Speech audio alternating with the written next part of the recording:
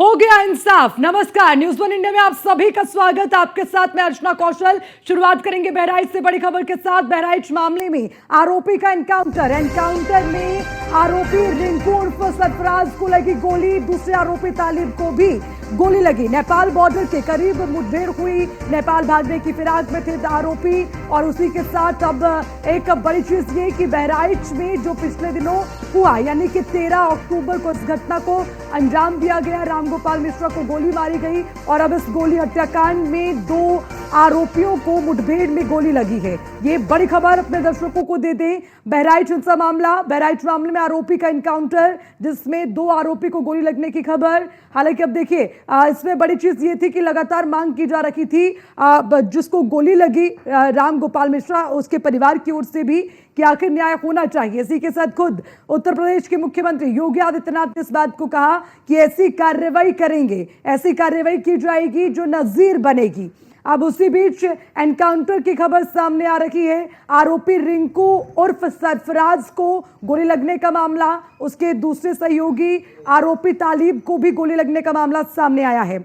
और उसी के साथ आपको ये भी बताते चले कि अब इस बीच जो सबसे बड़ा सवाल था वो पुलिस प्रशासन की कानून व्यवस्था को लेकर उठ रहा था कि अगर तमाम सुविधाएं दुरुस्त होती, प्रशासन की ओर से व्यवस्थाएं की गई होती तो इस तरह का गोलीकांड नहीं होता या फिर रामगोपाल मिश्रा की मौत नहीं होती। खैर, उसके बाद जो बड़ा सवाल उठा वो इस बात को लेकर कि अभी तक आरोपी पुलिस की गिरफ्त में क्यों नहीं आए। लगातार 13 अक्टूबर के बाद पुलिस प्रशासन की ओर से कार्रवाई की गई, मामले की जांच की गई, जिसमें अब पहले 1 आरोपी को पकड़ा गया, उसके बाद मुठभेड़ में 5 और आरोपी पकड़े गए। अब यानी कि 6 आरोपी पुलिस की गिरफ्त में, जिसमें 2 के एनकाउंटर की खबर सामने आ रही है। दोनों ही आरोपियों के पैर में गोली लगने की खबर मिल रही है।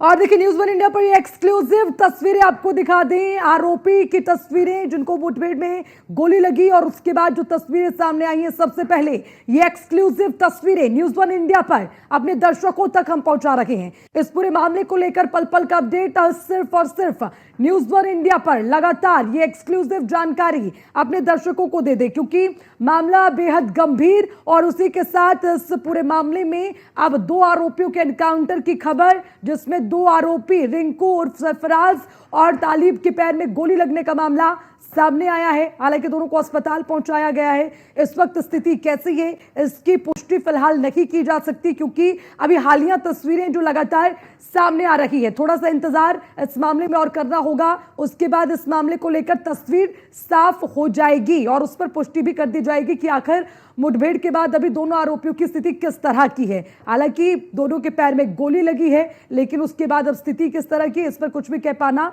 अभी थोड़ी जल्दबाजी होगी और इस पर कुछ भी स्पष्टीकरण दे पाना या इस पर पुष्टि करना भी थोड़ा सा मुश्किल होगा। लेकिन न्यूज़ वन इंडिया लगातार इस पर नजर बनाए हुए है। न्यूज़ वन इंडिया की टीम अस्पताल के बाहर पहुंची है। पूरे मामले को लेकर जांच जहां जारी है, तो उस बीच न्यूज़ वन इंडिया की टीम भी लगातार तमाम अपडेट अपने दर्शकों को दे रही है। तो बहराइच का मामला, हालांकि 13 अक्टूबर को जो हुआ, मूर्ति विसर्जन के दरमियान जिस तरह की तस्वीरें सामने आई, वहां पर जिस तरह की हिंसा देखने को मिली, उसके बाद रामगोपाल मिश्रा के साथ जिस तरह का घटनाक्रम हुआ, उसके सीने में गोलियां दागी गई। जानकारी पोस्टमार्टम रिपोर्ट में सामने आई। 35 छर्रे लगने की जानकारी इस पोस्टमार्टम रिपोर्ट में आई है। नाखूनों को प्लास से उखाड़ने की जानकारी इसमें सामने आई है। चाकू से वार के निशान, ये भी जानकारी सामने आई है। तो इस तरह से जो बर्बरता की गई, उसके बाद से हालांकि हर किसी में जरूर रोष भी है और अब सवाल ये था कि आखिर आरोपी कहां हैं। अब जानकारी मिल रही है, पुलिस प्रशासन ने जिस तरह से इस मामले में सतर्कता दिखाई, तो उसके बाद अब देखिए, रामगोपाल की हत्या के आरोपी का एनकाउंटर, ये आरोपियों का एनकाउंटर, ये बड़ी खबर बहराइच से। न्यूज़ वन इंडिया पर आरोपियों की एक्सक्लूसिव तस्वीर लगातार अपने दर्शकों को हम दिखा रहे हैं। एक एक एक्सक्लूसिव जानकारी सिर्फ और सिर्फ न्यूज़ वन इंडिया पर। रामगोपाल की हत्या मामले में 2 आरोपियों का एनकाउंटर, सबसे पहली तस्वीर एनकाउंटर के बाद न्यूज़ वन इंडिया पर दिखा रहे हैं। न्यूज़ वन इंडिया पर आरोपियों की ये एक्सक्लूसिव तस्वीरें आप देखिए। जब एनकाउंटर हुआ, पैर में गोली लगी, उसके बाद जो पहली तस्वीर सामने आई है, वो सबसे पहले एक्सक्लूसिव तस्वीर न्यूज़ वन इंडिया पर। और चलिए इसी पर ज्यादा जानकारी के साथ associate editor Brajesh Srivastava news room से हमारे साथ जुड़ गए, सीधा उनका रुख करेंगे। ब्रजेश, आपसे जानना चाहेंगे, देखिए 13 अक्टूबर को जो मूर्ति विसर्जन के दरमियान हुआ, जिस तरह की हिंसा भड़की और उसके बाद रामगोपाल मिश्रा का जिस बर्बरता के साथ हत्या हुई है, उसके बाद आरोपियों को लेकर सवाल उठे। अब देखिए इसमें एक के बाद एक आरोपी पकड़े जा रहे हैं, 2 आरोपियों के एनकाउंटर की भी जानकारी, इसके अलावा ज्यादा अपडेट आपसे ब्रजेश। देखिए अर्चना, स्ट्रेचर में पड़े ये दरअसल वो 2 आरोपी हैं जिन्होंने इस पूरे नृशंस हत्याकांड को अंजाम दिया था। और केवल ये 2 ही नहीं है बल्कि इनके साथ और ना जाने कितने आरोपी हैं। लेकिन आज स्ट्रेचर में पड़े होकर के अपनी जान की भीख मांग रहे हैं ये वही वो शख्स हैं जिन्होंने रामगोपाल मिश्रा के साथ इस तरह की दरिंदगी की थी जिसे शब्दों में बयान नहीं किया जा सकता। अब से कुछ देर पहले ही हम लोग पोस्टमार्टम का जिक्र कर रहे थे, पोस्टमार्टम को एनालाइज कर रहे थे। जो सीएमओ का बयान था, जो पोस्टमार्टम रिपोर्ट थी, वो बता रही थी कि रामगोपाल मिश्रा को गोली मारने से पहले उसके साथ दरिंदगी की गई थी। वहां पर कोल्ड ड्रिंक की बोतल्स बहुत सारी पड़ी थी जिसमें जो है कहीं ना कहीं खून लगा हुआ था, तो जाहिर तौर पर उसे पहले मारा गया था। उसके बाद प्लास से उसके नाखून निकालने की कोशिश की गई थी और बाद में जब जी नहीं भरा तो उसको गोली मार दी गई और पूरे शरीर में गोली के जो है निशान मौजूद थे। यानी एक तरह से पूरे रामगोपाल मिश्रा के जो शरीर को छत बिछत कर दिया गया था। तो ये दरिंदगी ही हो सकती है, इसे कोई आम इंसान इस तरह की घटना को अंजाम नहीं दे सकता। और यही वजह है कि आज जो राजनीतिक दल इसको लेकर के जो है कहीं विधवा प्रलाप कर रहे हैं, उन्हें यह समझना चाहिए कि अपराधियों की जगह कहां है, अपराधियों को किस तरह का जो है ट्रीटमेंट मिलना चाहिए, यह बेहद जरूरी है। आज ये दोनों जो फराज और तालिब, ये दोनों आज दोनों के पैर में आप देखिए दोनों के गोली लगी हुई है, दोनों इस समय स्ट्रेचर में है, दोनों का ट्रीटमेंट चल रहा है। मुख्यमंत्री योगी आदित्यनाथ ने कहा था कि हम अपराधियों को ऐसी सजा देंगे जो अपने आप में नजीर बनेगा और वो वादा पूरा किया जा रहा है, वो वादा जो है निभाया जा रहा है। और अगर यूं ही नहीं, उत्तर प्रदेश में अगर कानून व्यवस्था अब तक एक नजीर के तौर पर रही है तो यूं ही नहीं रही है। मुख्यमंत्री योगी आदित्यनाथ 3 दिनों से लगातार पुलिस अधिकारियों से सिर्फ एक बात कह रहे हैं कि अब बहुत ज्यादा वक्त तक आरोपियों को बाहर नहीं रहना चाहिए, उन्हें हर हालत में किसी भी कीमत में आप कुछ भी कीजिए लेकिन उनको जो है शिकंजे पर लेकर के आई। और आखिरकार आज उत्तर प्रदेश की पुलिस और एसटीएफ ने मुख्य आरोपियों को जो है न सिर्फ गिरफ्तार करने में कामयाबी हासिल की बल्कि दोनों के एनकाउंटर हुए हैं। दोनों के पैर में गोली लगी है, वो गनीमत है कि दोनों की जिंदगी अभी तक जो तस्वीरें सामने आ रही हैं, ऑफिशियल कंफर्मेशन नहीं है, अभी तक जो तस्वीरें सामने आ रही हैं उसके मुताबिक दोनों के पैर में गोली लगी है। ऐसे में जाहिर तौर पर दोनों की जान सुरक्षित है, लेकिन सरफराज की हालत को कुछ सीरियस माना जा रहा है। ब्रिजेश, लेकिन जो ये पूरे एनकाउंटर की हम बात करें, आपको याद होगा कि जब इस पूरे मामले को लेकर बात की गई थी रामगोपाल मिश्रा की मां से, तो उन्होंने इस बात में कहा था कि हमें ना कोई धन चाहिए, ना दौलत चाहिए, ना पैसा चाहिए, हमें न्याय चाहिए। और उन्होंने एक और बात का जिक्र किया, मौत का बदला मौत, क्योंकि जिस बर्बरता के साथ रामगोपाल मिश्रा की मौत हुई उसके बाद से कहीं ना कहीं गुस्सा भड़का है और न्याय की उम्मीद हर कोई करता है। तो आज क्या इसे इंसाफ के तौर पर देखिए जिस तरह की कार्रवाई हो रही है? जाहिर तौर पर देखिए, आरोपियों को सख्त से सख्त सजा मिले, ये काम पुलिस का है। कोर्ट भी बराबर यही कहती है कि पुलिस अपनी भूमिका को सही तरह से अंजाम दे। आज आरोपी सलाखों के पीछे हैं, 10 में से 6 आरोपियों को कहीं ना कहीं पुलिस ने एक तरह से गिरफ्तार कर लिया है। आज 5 आरोपी गिरफ्तार किए गए हैं, कल एक आरोपी ने सरेंडर किया था और उस आरोपी को भी गिरफ्तार किया गया। तो कुल मिलाकर 6 आरोपी इस समय सलाखों के पीछे हैं, 4 और नामजद आरोपी जो अब तक पुलिस की गिरफ्त से बाहर हैं। लेकिन जिस तरीके से एक नैरेटिव सेट करने की कोशिश की गई है कि दरअसल बहराइच में ये पॉलिटिकल मैसेज देने के लिए इस तरह का एक्शन लिया गया है, तो अगर पॉलिटिकल मैसेज देने की कोशिश की गई होती, केवल और केवल मकसद पॉलिटिकल होता, तो गोली पैर पर नहीं बल्कि सर पर लगी होती। इससे पहले उत्तर प्रदेश में न जाने कितने एनकाउंटर हुए हैं, हाफ एनकाउंटर भी हुए और फुल एनकाउंटर भी हुए हैं। लेकिन अगर ये आरोपी दोनों सुरक्षित है तो जाहिर तौर पर उत्तर प्रदेश में कानून का राज कायम करने की कोशिश की गई है और यह बताने की कोशिश की गई है कि कहीं ना कहीं अपराधी बक्से नहीं जाएंगे, वो कितने भी पावरफुल हो, उन्हें कितना भी किसी का शेल्टर क्यों ना हो। लेकिन ब्रजेश, ये बात भी याद रखनी होगी कि उत्तर प्रदेश में एनकाउंटर को लेकर हमेशा से सरकार गिरती आई है, कई सवाल शासन प्रशासन पर उठते आए हैं। अब इस एनकाउंटर में भी हालांकि अभी पुष्टि नहीं हुई है कि किस तरह की स्थिति है, अगर एनकाउंटर की पुष्टि हो जाती है तो क्या एक बार फिर सरकार सवालों के घेरे में होगी, बावजूद इसके कि जो हत्या हुई, जो बर्बरता हुई, उससे हर कोई वाकिफ है?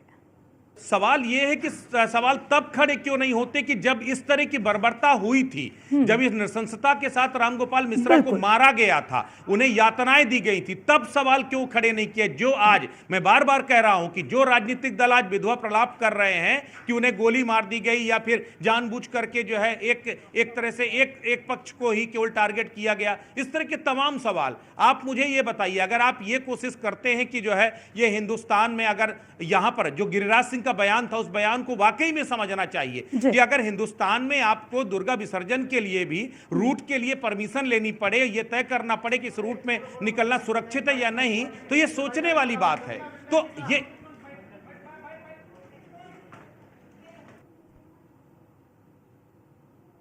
अभी उनका हालत देख लें, फिर डिटेल्स में। मैम क्या नाम है मैम? दोनों दोनों का नाम क्या है मैम? जी, एक का नाम है मोहम्मद सरफराज, एक का नाम है मोहम्मद तालिम। कहाँ पर ये एनकाउंटर हुआ मैम? नानपारा क्षेत्र में। कहाँ पर? नानपारा भागने की कोशिश कर रहे थे क्या मैम? नेपाल का क्या कनेक्शन है मैम? उसके नजदीक अभी बताती हूँ, मैं देख के आई विल कम एंड एक मिनट 5 मिनट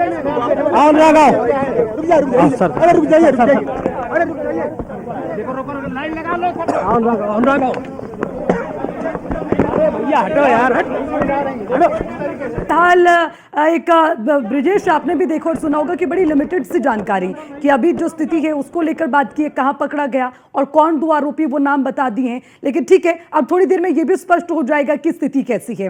लेकिन दोबारा उसी सवाल पर आते हैं ब्रिजेश, एनकाउंटर को लेकर जो एक नैरेटिव सेट किया जाता है और जिसे राजनीति के चश्मे से देखा जाता है, क्या नहीं लगता कि कुछ घटनाओं को राजनीति से दूर रखना चाहिए?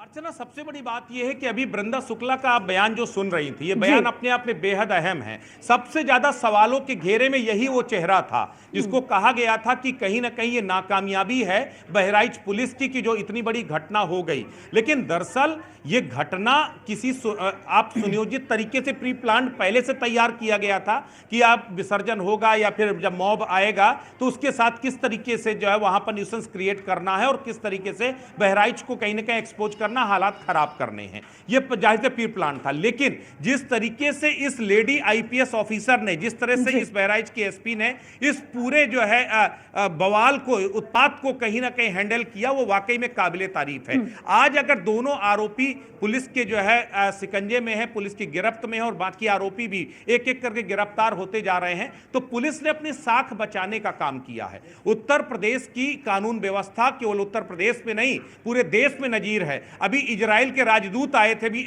2 दिन पहले ही, योगी आदित्यनाथ के साथ मिले।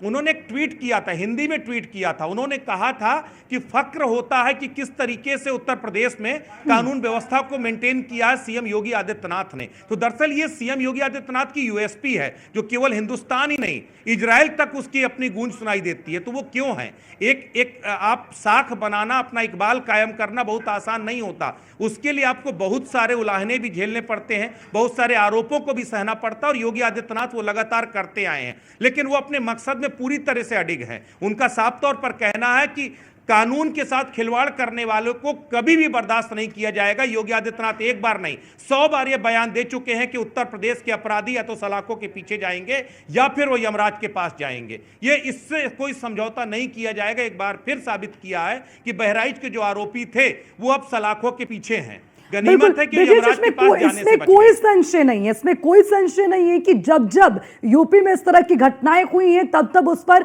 सख्त कार्रवाई हुई है। और शायद यही वजह है कि आज दूसरे राज्य भी उत्तर प्रदेश की स्थिति को देखते हुए कानून व्यवस्था की तारीफ करते हैं। ठीक है, कहीं पर कोई प्रशासन की चूक रह जाती है, बावजूद उसके उस पर भी उसको दुरुस्त करना जरूरी, लेकिन एक स्पष्टता जरूरी है ब्रिजेश, जो मैं आपसे भी समझूंगी। जब ये घटना हुई उसके बाद बड़े बड़े राजनीतिक दल के बड़े राजनेता ये कहते हुए नजर आए कि जब ये संशय था कि अगर ये जुलूस निकलता है मूर्ति विसर्जन के दौरान तो वहां कोई घटना हो सकती है। ये सवाल कहां से आता है? और उसमें मुस्लिम क्षेत्र, मुस्लिम इलाके का जिक्र हो रहा है। एक ही भारत में ये मुस्लिम इलाका, और अगर मूर्ति विसर्जन या हिंदुओं के कोई त्योहार है उस पर अटैक होगा, ये इस तरह का माइंडसेट कब से होने लगा ब्रिजेश? अर्चना, सबसे बड़ी बात है, ये वही लोग हैं जो सवाल खड़े कर रहे हैं। वो शायद 2013 का मुजफ्फरनगर का दंगा भूल गए।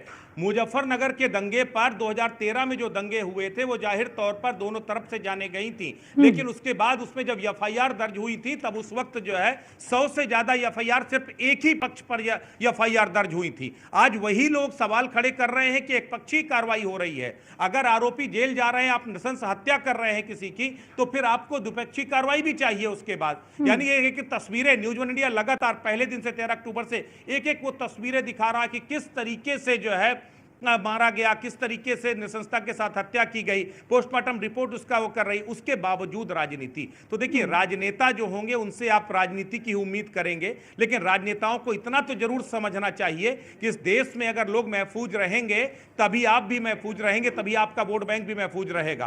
केवल जाति और धर्म के चश्मे से देख कर केवल वोट बैंक के लिए कुछ भी कह देना, कुछ भी आरोप लगा देना, वो कहीं ना कहीं हालातों को और खराब करता है। इस वक्त राजनेताओं का काम है कि राजनेताओं को और ज्यादा पैसेंस क्रिएट करना चाहिए और ज्यादा कहीं ना कहीं और समझाना चाहिए कि इस तरह की घटनाएं अक्षम्य हैं, वो किसी भी समाज के साथ हो। आप सोचिए कि अगर यहां पर इसी जगह पर दुर्गा विसर्जन की जगह अगर कोई और दूसरा त्योहार होता, दूसरे पक्ष का त्योहार होता, वहां पर ये होता क्या, तब भी वही नेता इस तरह के बयान देते क्या? तो ये केवल राजनीतिक चश्मा है। आप जिस चश्मे से आप देखोगे आपको वैसा ही दिखाई देगा। नहीं, उसका एक सबूत है ब्रजेश जी, उसका भी जिक्र किया जा सकता है। जब एक छोटा सा बयान सामने आया था, उस बयान को लेकर जो डासना मंदिर में हुआ और चौकी पर जो पथराव हुए, वो तमाम चीजें एक छोटे से बयान को लेकर जमीन आसमान एक कर दी गई है, उस पर तो कुछ नहीं कहते हैं। यहां पर इतनी मूर्तियां थी, तकरीबन 28 से 30 मूर्तियां, किसी के हाथ तोड़ दिए जाते, मूर्तियों को खंडित कर दिया जाता है, उससे बिल्कुल ऐसा लगता है जैसे कुछ हुआ ही नहीं।